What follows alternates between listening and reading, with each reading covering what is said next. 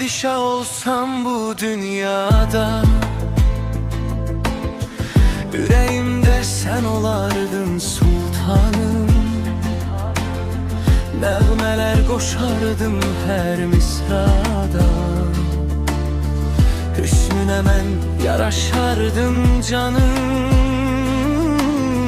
Ay milim senlə keçsin dövranım, nesillərə özümüzü örnek alır. Həsrətində yaşatma heç vaxt məni, ulduzlardan xəbər alardım səni. Masallarda sözü keçən eşqləri, arzulardan reallaşdırdıq pəri. Yoluma saldı sənin kimi dilbəri. Dağlar olsa da aramızda gülüm,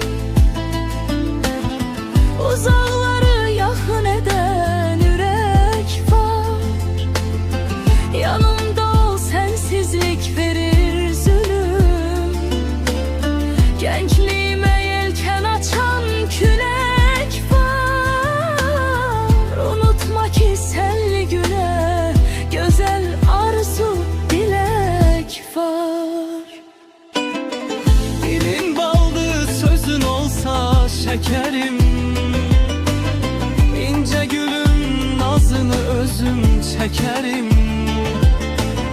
Lale zərif güldü sənə bənzəyər.